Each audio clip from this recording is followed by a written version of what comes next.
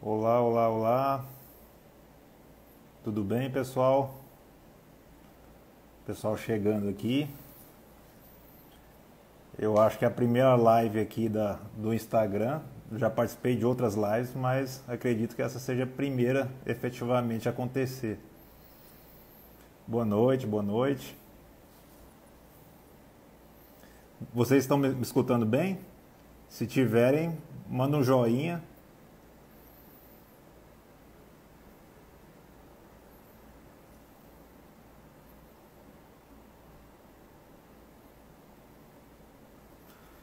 Olá, muito bom.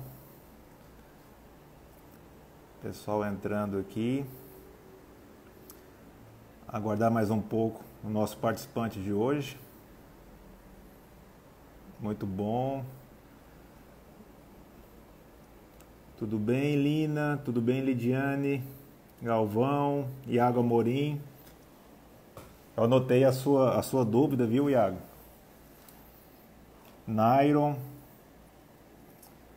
Vamos entrando. Richard. Eu tô apanhando um pouco aqui, viu? Tenham paciência comigo. Casal trabalhista, tudo bem? Guardando o nosso participante. Deixa eu... Aguardando. Bom, o intuito da live aqui é justamente fugir dessa proposta de que a gente tem visto aí atualmente de conteúdo jurídico. Então, uma disseminação de conteúdo jurídico em quase todos os canais aqui do Instagram e também do Facebook, entre outros, de conteúdo jurídico estritamente em relação à Covid-19. É o que a gente chama de infotoxicação, né?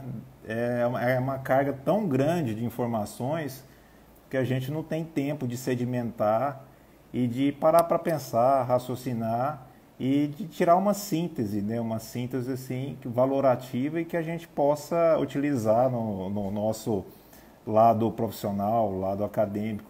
É tanta informação que não dá tempo ainda da gente digerir.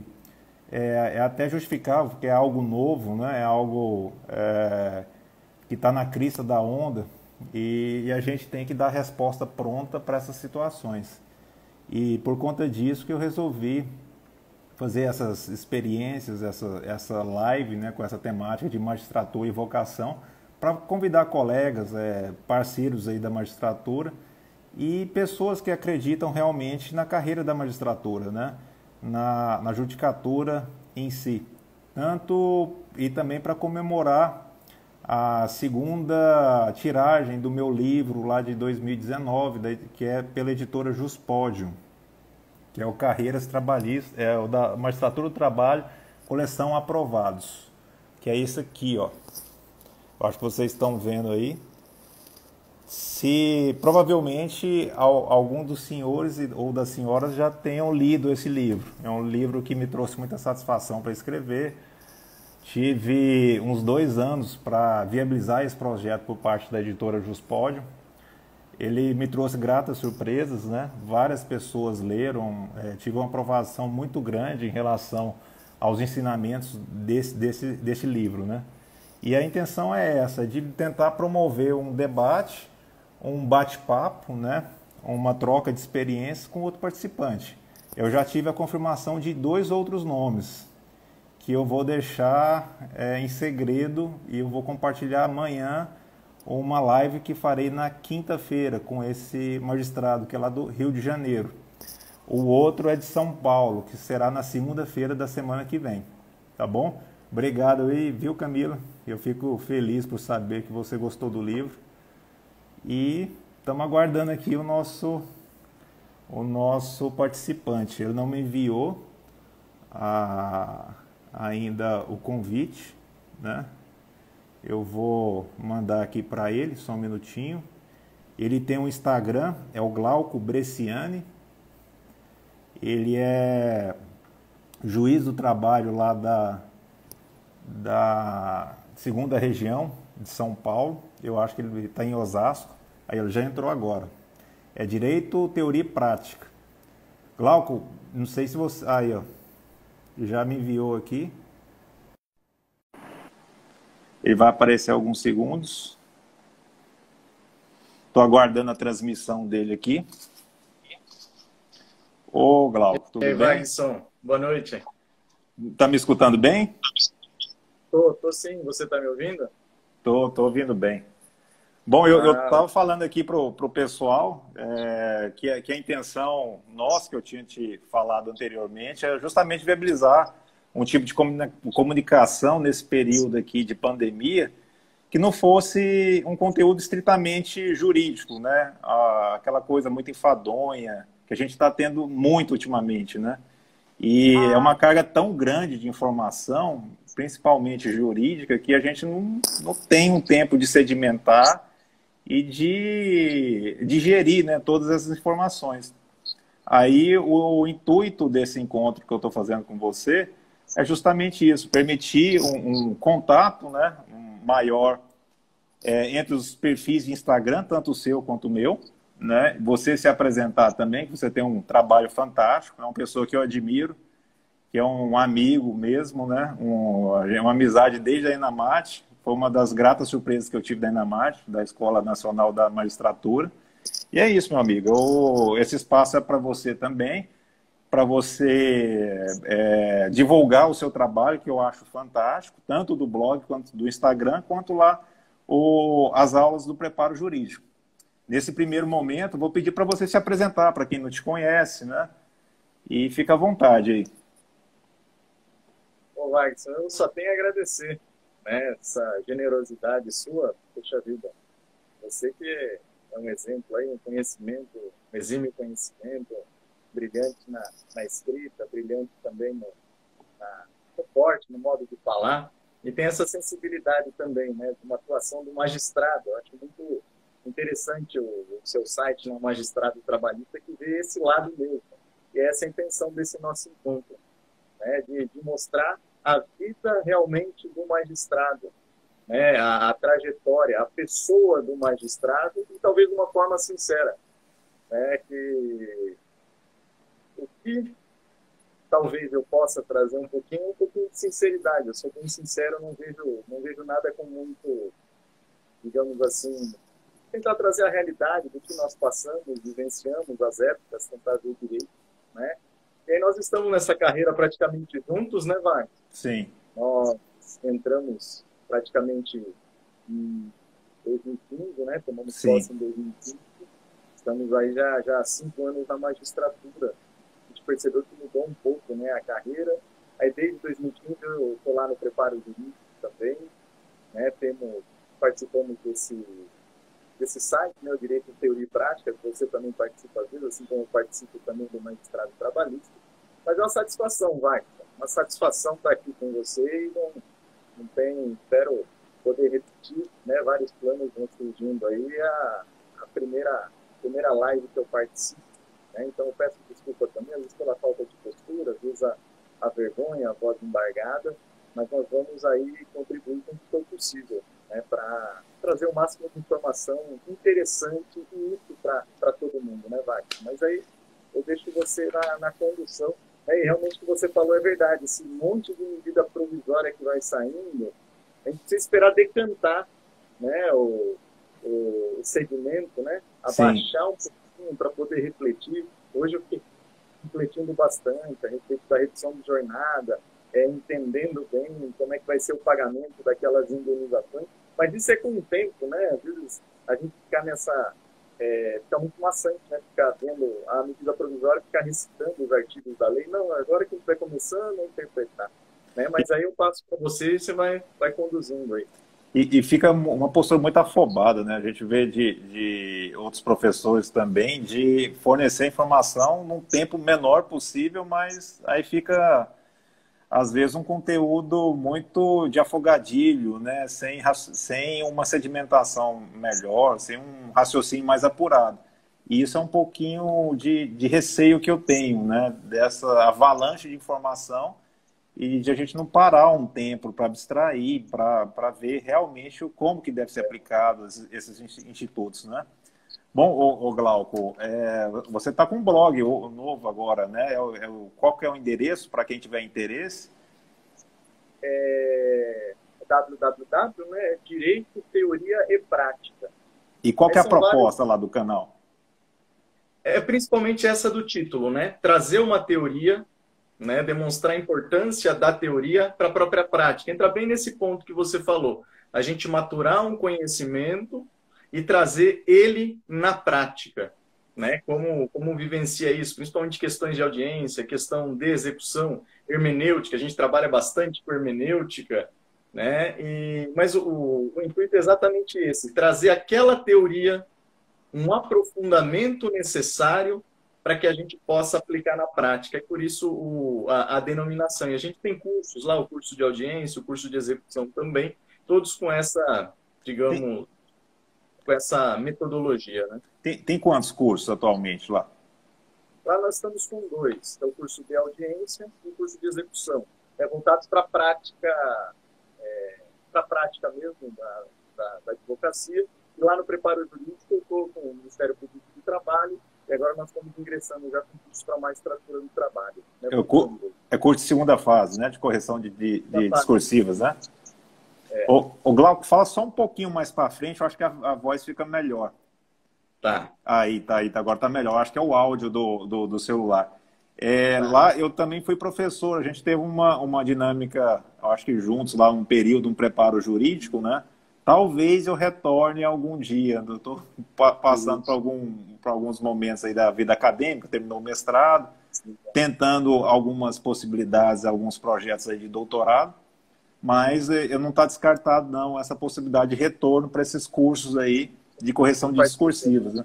Que eu já tive muito elogio dos seus cursos, né? Aí fica a deixa para quem tiver interesse num curso de questões discursivas, que eu já recomendo, várias pessoas me mandam alguma sugestão. O Glauco é uma pessoa fantástica e o curso é recomendadíssimo, já tem um tempo já que ele foi lançado, né? Esse curso eu acho que são várias edições, eu acho que ele é desde 2015, né? Desde 2015, agora temos uma parada, mas estamos estudando a volta, com mais aprofundamento, individual agora, a gente está estudando bastante. Né?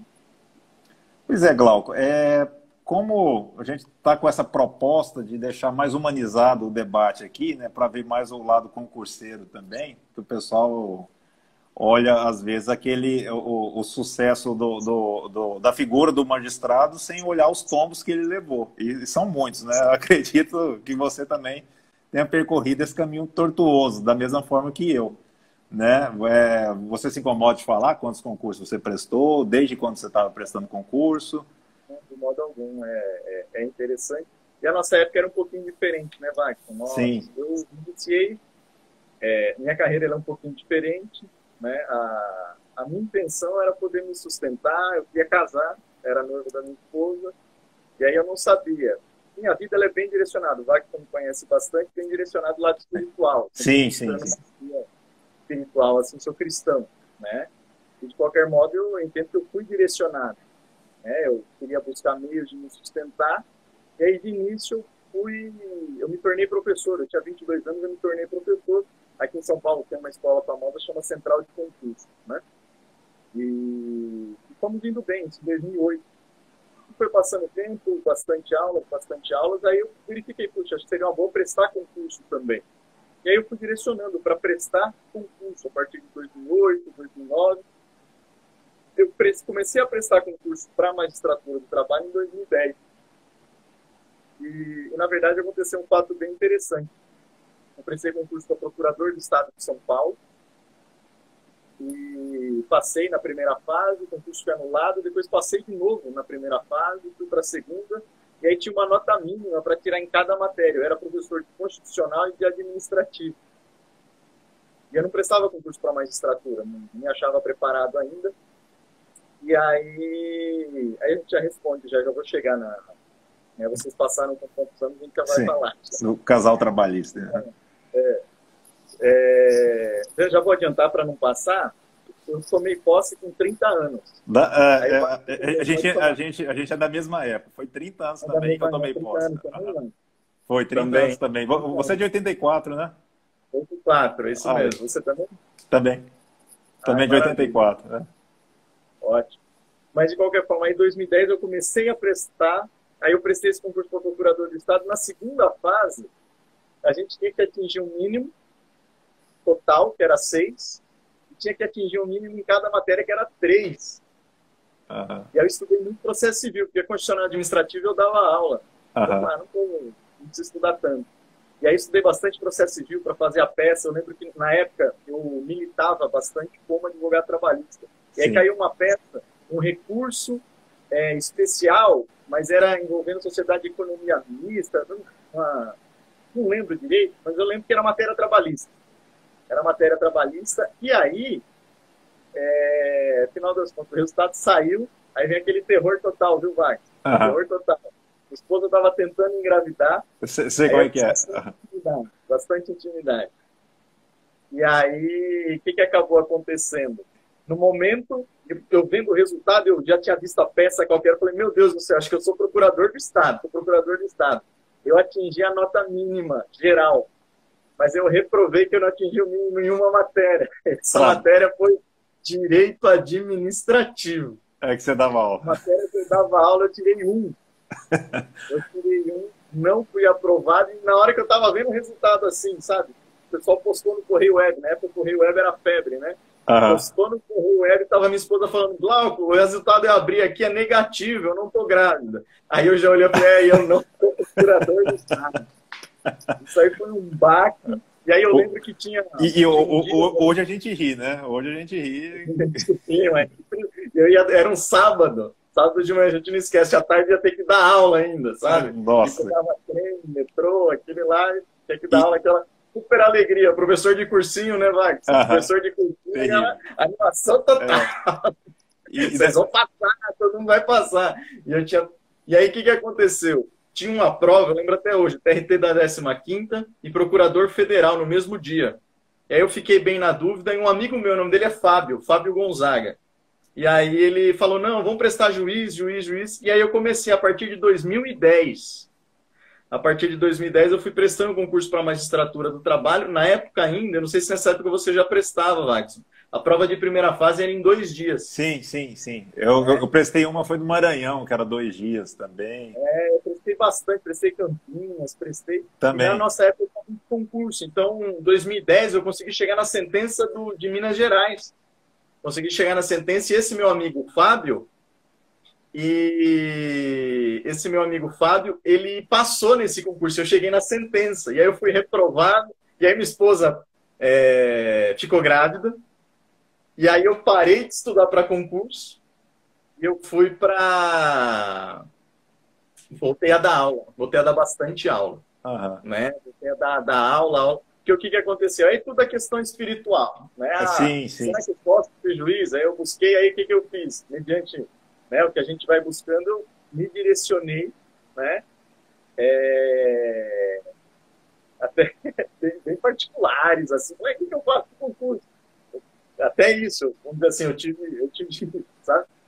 Mas, de qualquer forma, eu diminui o número de aulas, comecei a estudar, e aí, quando minha esposa engravidou, a gente precisa de dinheiro, né? Eu voltei a dar aula manhã, tarde e noite. E abandonei o concurso. E aí depois que eu fui reprovado na sentença, eu parei. Eu fui voltar a prestar concurso. O que aconteceu? Em 2011, eu fui chamado para ser técnico judiciário aqui no TRT da 2ª Região. O som tá saindo bem, vai? Tá saindo bem. Só fala um pouquinho mais para frente aqui. Eu acho que é a captação. Tá. Aí, tá beleza. Aí, 2011, parei. Eu lembro, eu fazia parte do Gente. Você fazia parte do Gente? Eu já participei. Eu lembro que eu paguei o valor, tinha pago à vista, sabe? Que eu fui reprovado. E aí eu tinha pago à vista o curso. Puxa, o Davi foi muito legal comigo. Ele falou, não, fica tranquilo, esse ano você não assiste, mas quem sabe você volta. Eu lembro que eu acessava lá algumas vezes, cansado de dar aula, olhava. É, uma tristeza que dava, assim, falar, acho que não tem mais jeito, é um sonho que eu não tenho mais condição, né? Mas, de qualquer forma, em 2012 eu voltei a prestar, né? 2012... Ah, obrigado, viu, Camila? Camila é minha amiga, tá? A Ah, que Camila tá legal. me elogiando bastante, eu combinei com ela, né, Camila? Por isso que ela tá me elogiando. Mas, de qualquer forma, 2012 eu voltei a prestar concurso, eu já trabalhava no tribunal. E aí, resumindo, não vou contar de forma tão cronológica. Na nossa época, né, Wagner, foi aquela época de boom de concurso. Foi. Então, 2012 teve muito concurso. 2010, 2011, 2012, 13, 14, tiveram muitos concursos. Então, nós prestamos bastante. Glauco, eu prestei 25 concursos entre magistratura e Ministério Público do Trabalho. Né? No final, Eu acho que, contando os do Ministério Público do Trabalho, foram 25 também, viu? Eu acho que a gente está em sintonia aí também. Foram por vários. isso é meu amigo aqui, poxa Foi, vida. foram várias quedas aí. E assim, o pessoal fala. Teve uma pergunta, eu acho que é do Iago. Como você se descobriu vocacionado, que a magistratura era o caminho que você queria, né? Porque a gente passa por diversas fases, né? Aquela fase de negação, será que eu vou dar conta? Será que é possível, né? Será que eu tenho o conhecimento necessário para alçar a esse cargo, né? E a gente passa por isso é natural, né? Não tanto eu quanto você, quanto outras pessoas são seres humanos assim na média da população. Não somos nem gênios, né? Aquele conhecimento exacerbado, mas o que nos une, de certa maneira, é o amor pela profissão e o amor pela própria justiça de trabalho, né? E eu falo também que essas reprovações nossas, elas nos moldaram, né? Eu acredito que com a sua experiência de magistrado hoje, ela foi aperfeiçoada pelas quedas que você teve e pelas reprovações, pelas frustrações, né? O que nos torna pessoas melhores ali para poder fornecer uma prestação jurisdicional de qualidade. Tanto que um dos materiais que eu fiz lá, aquele esquematizado para a magistratura, né, com o Eduardo Gonçalves, e ele é fruto, cara, de cada banca examinadora dos 22 concursos que eu prestei para a magistratura de trabalho, fora do MPT.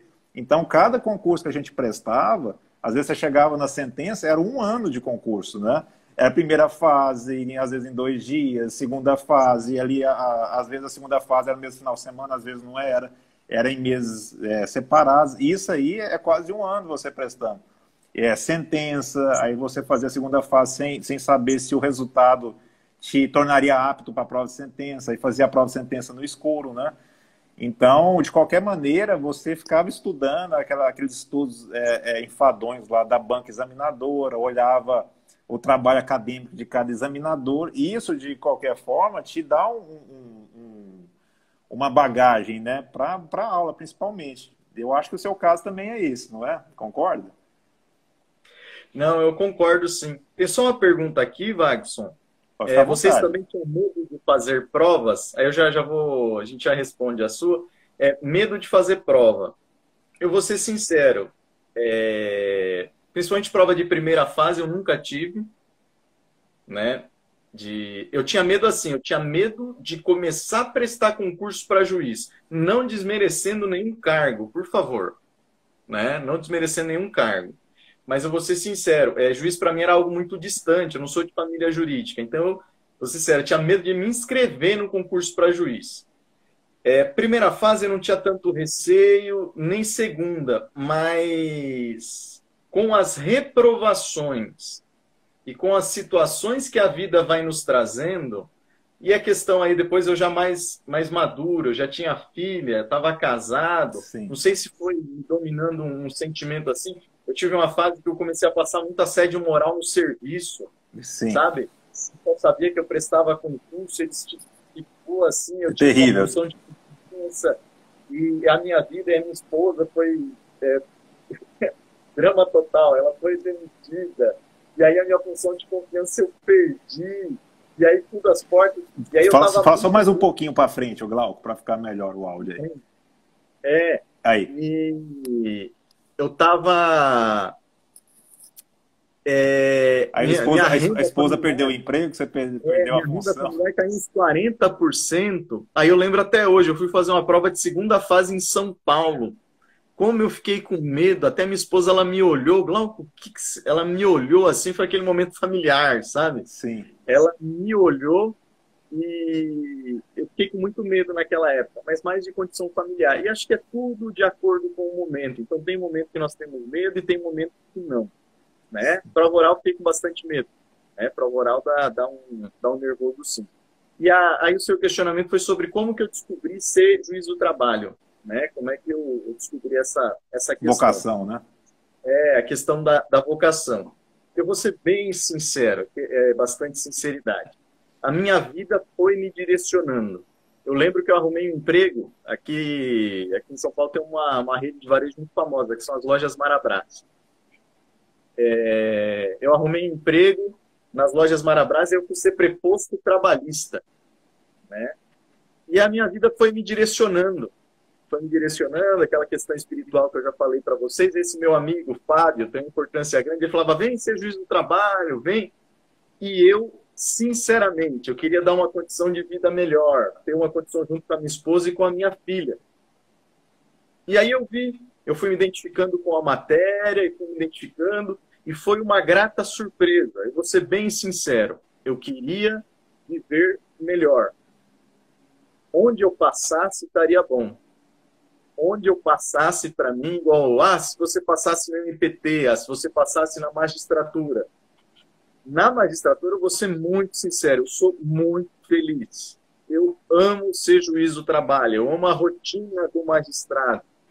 Eu amo É gostoso você ser juiz, é gostoso você chegar na vara, é gostoso você presidir a audiência, é gostoso você fazer sentença, é gostoso estar na vara. Então, eu gosto muito, mas vou ser bem sincero, eu sei disso agora. E eu acho que todo mundo que entrar acaba gostando, porque é gostoso. É gostoso. O trabalho é intenso? Assim como todo trabalho é intenso. Todo trabalho, né? Eu vou dar um exemplo. Eu assumi como servidor para ser técnico judiciário em 2011.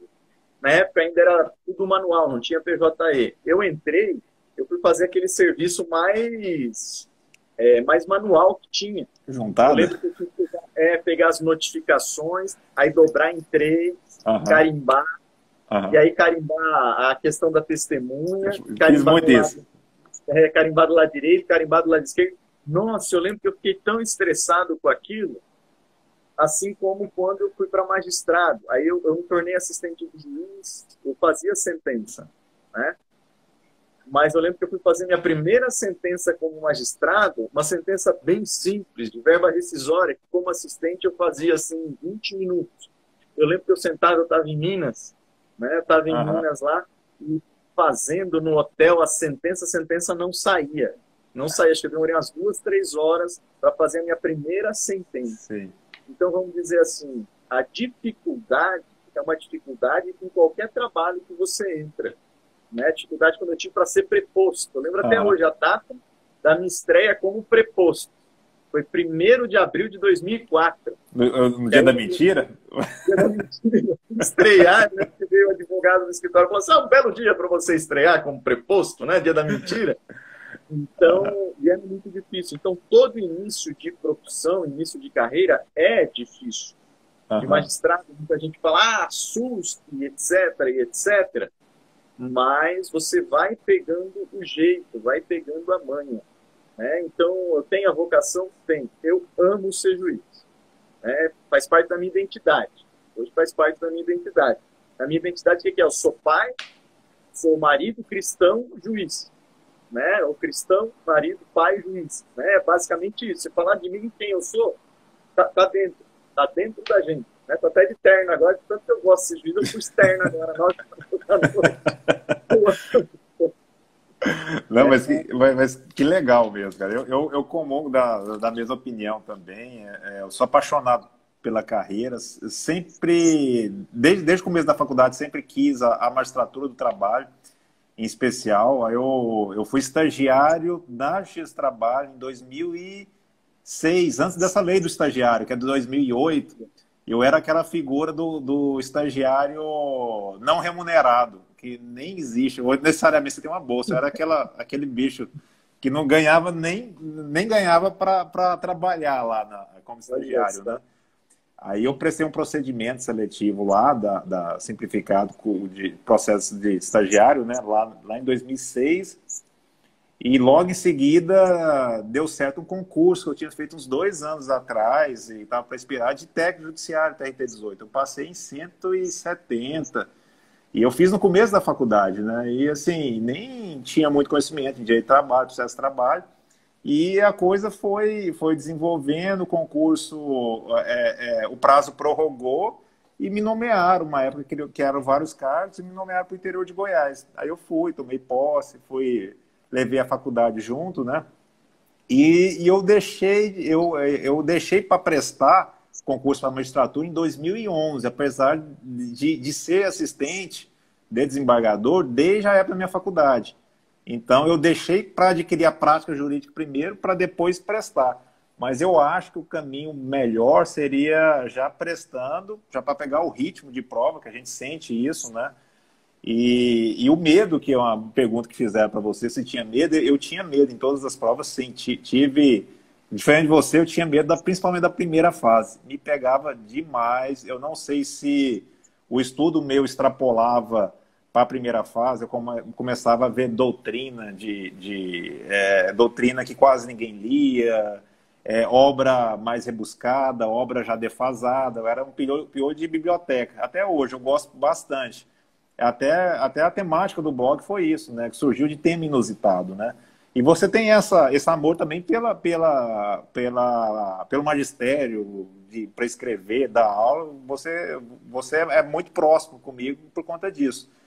E eu extrapolava muito nisso e saía de um cronograma, né? Então eu ficava vendo alguma coisa mais prazerosa e quando chegava na primeira fase eu obrigava com o texto da prova, né? Era uma coisa, eu lembro até de umas questões do Rio de Janeiro que eu tinha feito, perguntava se caberia ação civil pública para discutir FGTS.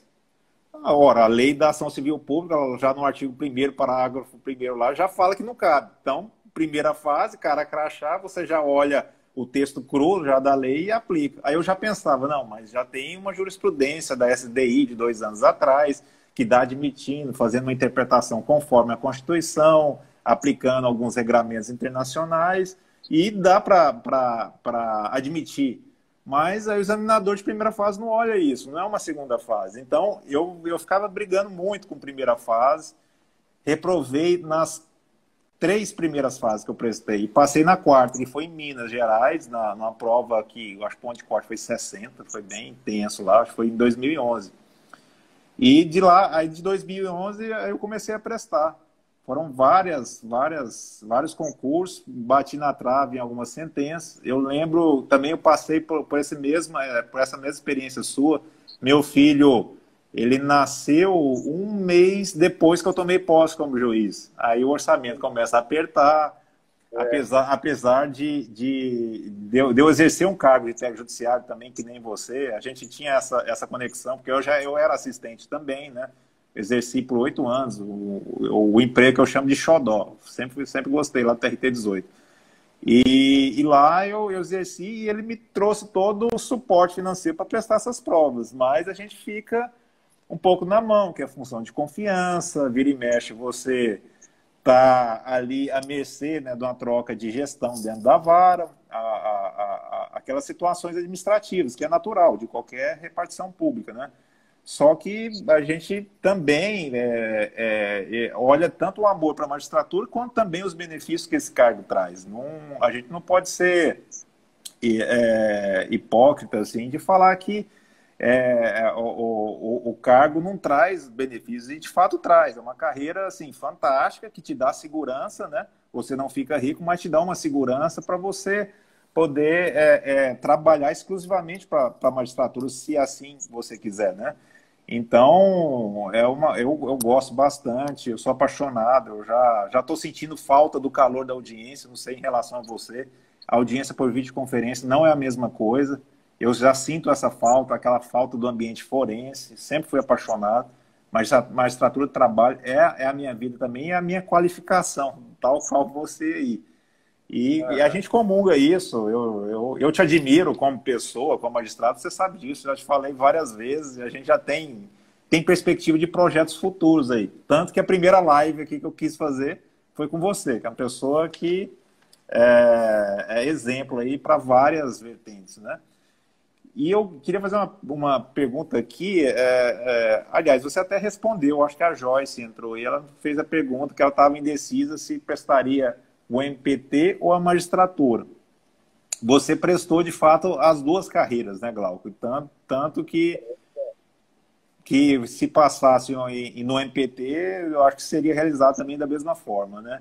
Mas o que de fato a magistratura traz assim de desafio para você nesse atual cenário? Você pode falar um pouco? No início eu achei principalmente o volume de trabalho. O volume me assustou, aí principalmente aquelas sentenças que eu não conseguia fazer, foi me assustando. Né? As primeiras audiências também me assustavam bastante. Né? Eu só tento falar mais um pouquinho para frente aqui. Eu acho que é o áudio. Não sei se está tampado pelo celular. Fica melhor? Se eu falar mais alto, por exemplo... Aí, eu acho que é a posição de onde você fala. Eu não sei se você está captando. É o microfone. Tenta falar. Mais assim? Aí. Ó. Deixa eu segurar ele aqui. Tá ótimo, assim tá bom. Assim fica melhor? Tá ótimo. E a câmera? A câmera é indiferente, né? Pode chegar um pouquinho mais para trás, só. Aí. Tá. Aí. Vamos ver. Aí. Tá ótimo. Não. Então, o início, o volume me assustou um pouco, né? O volume de trabalho, mas depois a gente vai pegando. Hoje a gente tem que correr muito atrás do conteúdo, igual agora. Agora eu estou estudando muito, tanto a questão dos despachos, a questão da audiência por videoconferência, porque queira ou não queira, não é permitido que a gente erre, né, Wagner? Todo mundo pode errar, né? Mas nós não podemos errar. Então a cobrança em cima de nós, para termos esse conhecimento, é muito grande. Então a gente vai correndo, se preparando, e saem normativas, a gente está atrás, o tribunal baixa a portaria, a gente está atrás, organizando, eu estou com a doutora Cleusa aqui em Osasco, a gente organizando a vara. Então, hoje, essa cobrança da gente ser a referência, né? De termos que dar, temos que fornecer esse conhecimento, e todo mundo vem perguntar para nós. Né? Então, isso hoje é o que acaba implicando. No início era o volume, mas o volume de trabalho, qualquer trabalho novo, ressaltando, qualquer trabalho novo que a gente vai fazer, o volume de trabalho vai assustar. Até você pegar aquela manha, né? Até você organizar os seus textos, até você identificar ônus de prova em audiência, você ter, né, as peculiaridades de cada local. Né? É basicamente isso. O pessoal viu o pessoal falando de prova de primeira fase, você também. Algo que me ajudou. Eu demorei um pouquinho, principalmente em 2012, quando eu voltei, eu demorei para passar em primeira fase também. Mas algo que me ajudou você falou isso também, foi deixar de brigar com a prova. Sim. Eu comecei a perceber que cada prova, ela tem um motivo, ela tem um porquê. E aí você estudando com esse motivo, com esse porquê, você enxergando além, você começa a ter mais motivação. Igual da primeira fase. Eu lembro que ia fazer a prova de Campinas. Campinas tinha ano que tinha 2 vezes. Caía sempre aquele intervalo térmico. Né? A cada 1h20. Né? Agora até esqueci. Mas toda prova, eu ia fazer aquela prova, tinha. Falei, nossa, esqueci, eu li, mas eu não lembro. Aí eu lembro que eu ia fazer de novo, tá igual aquela piada do... Hoje em dia não pode mais falar isso, né Wagner? Ainda mais na internet falar. Mas tinha uma piadinha do rapaz que sempre via a casca de banana e falava, ora, pois, vou cair outra vez. Eu me senti assim na prova de Campinas. Toda vez caía pergunta sobre esse intervalo térmico. E aí caiu a ficha. Eu falei, deixa eu estudar o intervalo térmico. Aí na outra prova eu acertei, porque caiu de novo. E aí, a memorização do texto legal, hoje em audiência, traz muita segurança. Sim. sim, traz muita segurança. Você, indefiro nos termos da súmula 387, contradito em sim, testemunha. Estime processo em resolução do mérito com sim, base no artigo 487. Então, ajuda muito lá na frente. Aí eu parei de brigar, eu vi a finalidade de cada prova. sim, E aí eu peguei, não, primeira fase é isso mesmo. Segunda, dissertar, saber fazer um raciocínio jurídico. Sentença, claro, precisa saber. Mas principalmente da primeira fase. Eu desvalorizava. sim, Desvalorizava a primeira fase e por isso eu brigava muito com ela. Quando eu percebi que realmente ela é importante, aí eu fui percebendo, alguns, como era assistente do juiz, eu era assistente e secretário. Digitava audiência também.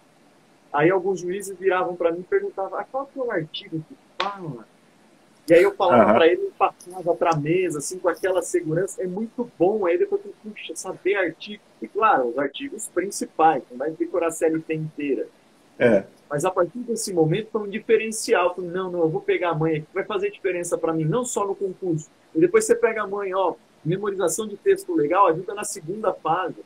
Né? A sim, responsabilidade civil objetiva, 927, Código Civil, parágrafo 1. Você já tem sim, aqui, ajuda na sentença também. sim. Né? E aí eu parei de brigar com a primeira fase, e aí eu comecei também a passar em primeira fase, e aí depois passar em segunda, É, e aí é, foi é, ficando um pouco na trave, né? é E o gradual, concurso, né? gradual. Exatamente. Mas uma lição que o concurso me deu é uma lição de humildade, Sim. né? E realmente é isso, Waxson. Realmente, não sei se eu sou humilde, todo mundo se acha muito humilde, né, Max? É, Todo mundo tem a qualidade assim, não, eu mais ah, considero, eu sou humilde. Eu também me acho super humilde, sabe? mas Mas é tanta pancada que a gente leva nesses concursos. realmente é isso. Tanta pancada que a gente foi levando e humildade no seguinte sentido. E isso eu com a minha esposa também, né? A gente tenta passar isso para minha filha também. Ver os erros que a gente comete, que é muito chato. É Sim, muito chato você pegar uma prova de segunda fase, aí caiu legitimidade, terceirização, e aí você não sabia, aí no dia seguinte você pegar aquela prova, refazer aquilo, é uma dor terrível. E sim. isso na vida Horrível. pessoal também, Sim, né? Você olhar, cometeu aquele erro, principalmente com o familiar, né? Principalmente com o pai, com a mãe, com a esposa, com a filha, você vê que cometeu aquele erro e depois fazer. Então, resumindo, o concurso, mesmo se eu não tivesse passado, o concurso público foi maravilhoso, e é maravilhoso na vida pessoal nossa. E é isso, sim. né, eu percebo que, perdoa, viu, Vai, não estou falando muito, Pode mas eu ficar tranquilo. percebi aqui, Tá, o tá ótimo. Gêmeos, tinha um rapaz na minha faculdade, ele era genial. Não vou falar o nome dele, mas era genial, sabe? Eu lembro na OAB, né, nota 50, todo mundo 50. Eu passei na primeira fase com 56. Eu lembro que ele passou com mais de 70. Mais de 70. E aí eu lembro que foi passando o tempo, aí eu olhava ele ficou super desenvolto, advogando, aqui principalmente para políticos e tudo mais. Eu falei, nossa, e ele falava de Ministério Público, magistratura estadual, e eu nem pensava em concurso na época da faculdade. Eu fui diferente de você, eu demorei a pegar, sabe? Ah, Eu fui pegar assim porque eu queria casar depois, sabe? ah, Então eu não tinha me atinado ainda, eu estava muito focado na sobrevivência. E aí, ele era genial. Eu lembro que uma vez foi passando o tempo, ele já estava super bem sucedido, advogando para políticos aqui, tudo. Fui perguntar, puxa vida, eu encontrei ele, não lembro se foi na rua, não lembro. Eu falei, mas você não queria concurso público? Aí ele me contou, e ele era gênio. Ele falou ah, assim: eu fui prestar prova para a Defensoria Pública do Estado de São Paulo, e aí eu fui muito mal. Eu entrei em depressão, fiquei 3 meses sem sair de casa e eu meu decidi que Deus. nunca mais ia prestar concurso. Então, o concurso ele dá essa lição de humildade na Sim. gente, E né? de Que você resiliência, né? Da gente voltar a prestar, tem enxugar as lágrimas e correr as atrás de novo, né? lágrimas e voltar. Então, o concurso público acaba sendo, né, o concurso, é claro, uma estrutura do trabalho voltado nesse ponto, mas em resumo é isso, o concurso é maravilhoso. Esse meu amigo Fábio, ele falava algo que era... E eu fui utilizando como exemplo, você vê bons exemplos, né? Tem um outro magistrado aqui de São Paulo, que é o Evandro Bezerra, doutor Evandro Bezerra. Eu prestava concurso com ele, a gente dividia hotel e tudo, e ele foi reprovado numa prova oral no Paraná. Ele logo na sequência ele passou em São Paulo. Passou em São Paulo, aí naquele período lá, eu perdi minha função de confiança, que a juíza com quem atuava, ela aposentou, aí eu fui ser assistente dele. E Olha só. aí você vai prestando atenção nos comportamentos, sabe? Você olhar a pessoa e não ficar questionando assim, nossa, por que que ele passou e eu não passei? A vida dele é melhor que a minha, o pai dele Sim. banca ele, eu sou casado. Comparação, Mas né, cara? é saber abstrair isso e ver, pô, ele mereceu e realmente eu ainda não mereci, ainda não tenho essa maturidade. A maturidade intelectual, igual esse meu amigo Fábio. Aí eu comecei a prestar bastante atenção. Esse meu amigo Fábio falava sempre assim: o melhor da jornada é a jornada. Uma frase que marcou aí. Você vai sabendo aproveitar isso, falar: não, eu vou memorizar a lei, porque ainda que eu vou advogar, eu advogando, memorizando a lei, vai ser muito melhor. Eu sabendo redigir, né? Redigir com um raciocínio claro, um texto coeso, um conhecimento, uma argumentação, isso vai melhorar minha vida toda. Quando a gente consegue entender isso, que a preparação em si ela já é uma bênção, as coisas Exato. começam a fluir e saber seguir os exemplos e parar um pouco com assim, porque ele não eu, né? Exatamente. Eu mereço mais e tudo a gente vai. Eu lembro a minha esposa É desmerecer a aprovação do outro, né? merecer a aprovação do outro e a gente tem uma tendência. Tem Infelizmente, sim, eu já tem. fiz muito isso e Sim. no passado a gente vai mudando. Né? Aí eu lembro, aí depois você começa a ter um sentimento estranho, igual esse meu amigo Evandro. Eu lembro que uma vez eu conversei com ele, eu falei, nossa, virei para minha esposa, eu falei assim, nossa, o linguajar do Evandro tá diferente. Ele vai passar nesse concurso. E aí ele passou. E aí outras pessoas, você batia o olho e falou, de olhar, não dá nem para entender, Vax. Tá Não com dá outra para entender. postura, né? A pessoa já tá com outra postura, E parece que tá nunca bem juiz madura. ainda, nem era juiz.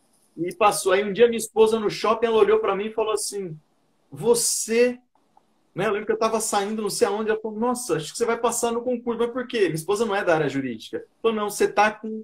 Né? E eu acho que a característica, você falou tudo, resiliência. Resiliência é da física, né? É Sim, uma aptidão que o material tem para resistir a determinadas intempéries sim. e ele não se deformar, mas também ele não resistir. Ele se acomoda, é uma Sim. acomodação. Uma E a adaptação, né? resiliência é uma adaptação, uma adaptação. Então você tocou no ponto certo. Desculpa, Max, agora pode direcionar aí, acabei falando Não, demais. não, não. É bem livre aqui, é como se fosse uma entrevista mesmo. A gente vai contando esses casos assim, e até para servir de exemplo também, né? Que a gente fica muito perdido nesse cenário que às vezes tá com ausência de concurso, né? Que a gente tem uma lista de espera, né? Que não tem previsão ainda, o pessoal fez essa pergunta, não tem previsão ainda da nomeação. Possivelmente nesse segundo semestre vai ter, vão existir algumas nomeações. Em Acredito março nós tivemos três, né, Vax? que tivemos três, né? Um para São Paulo, um para Rio e aqui para Rondônia, né? E Isso eu mesmo. acredito que no ano que vem já essa lista já deva se esgotar, mas assim, é uma previsão, uma especulação, né?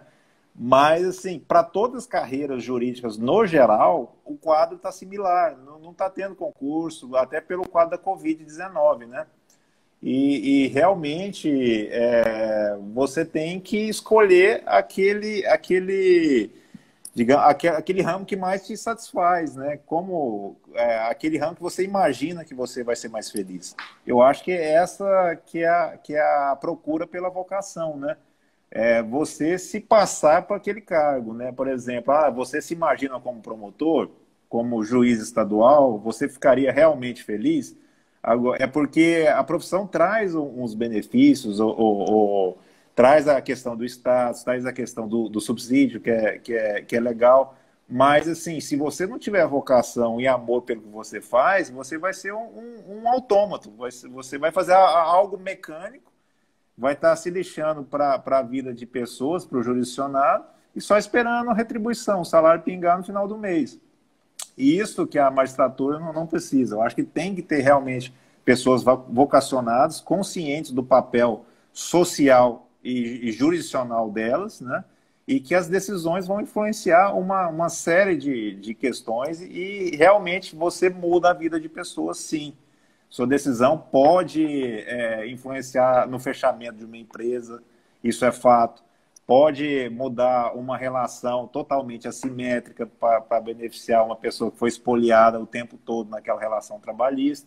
Então, assim, é bonito, e o ramo trabalhista nosso, como você já sabe, ele é aquele, eu acho que um dos únicos ramos que a gente consegue estabelecer uma igualdade realmente substancial, né? E isso é bem nítido em sala de audiência. Você vê aquelas situações que em nenhum momento o empregado tinha voz. E na sala de audiência ele tem voz, ele é escutado, né? Então é fantástico. Eu gosto bastante do ofício, acredito muito na magistratura.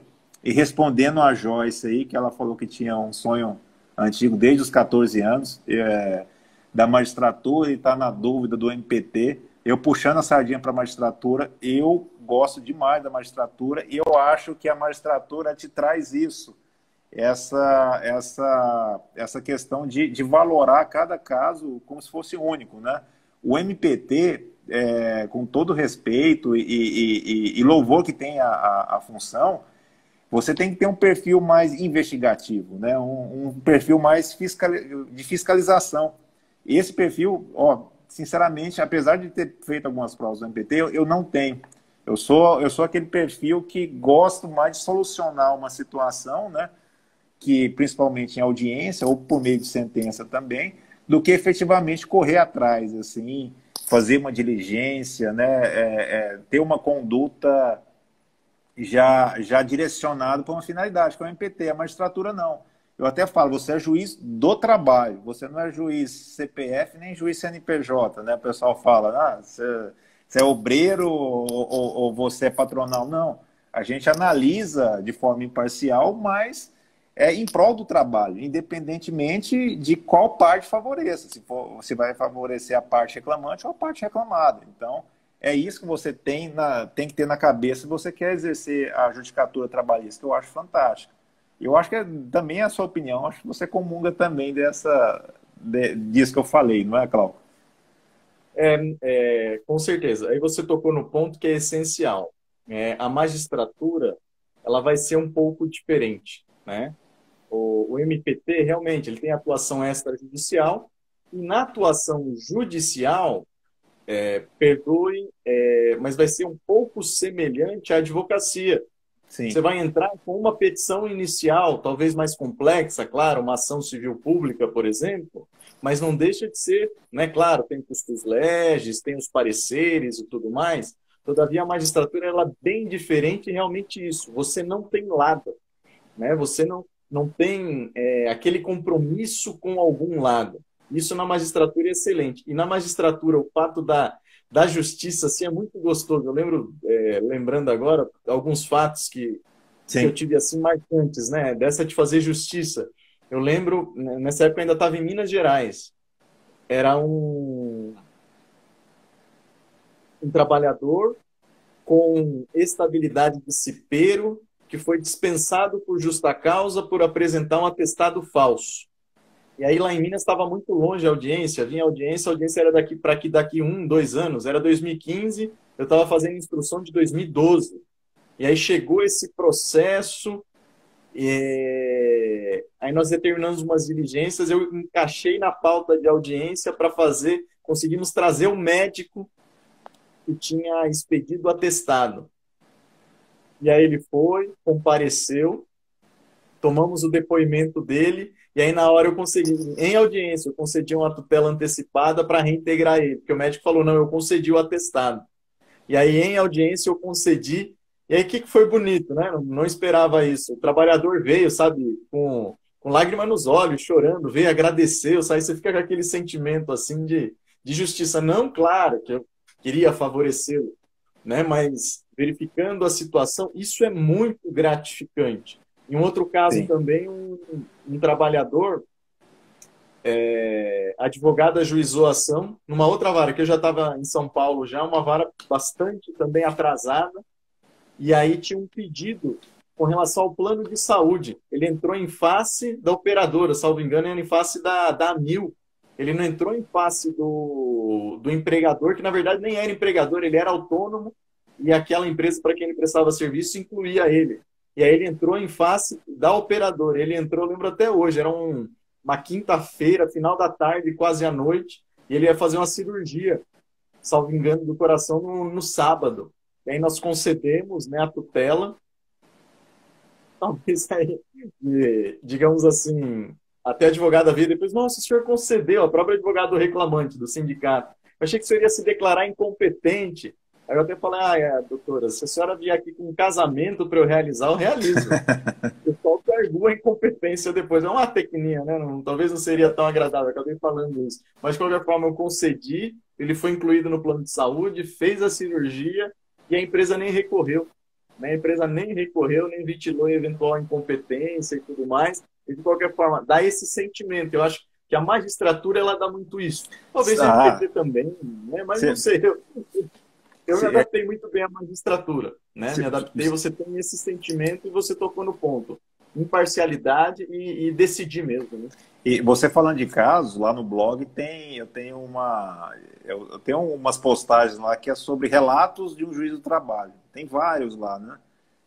Aí quem quiser, tiver interesse, é só acessar o blog. Tem vários relatos emocionantes de reclamação de irmão com irmão, de uma reclamação contra a igreja, no acidente na igreja, o assédio moral de uma reclamante que era acreana. Então, são várias situações assim, que causam uma consternação para a gente e a satisfação de solucionar de alguma forma, né, positiva, aquilo que a gente está passando. Uma que eu lembrei agora, que não está lá no blog, foi uma de Ji-Paraná, cara.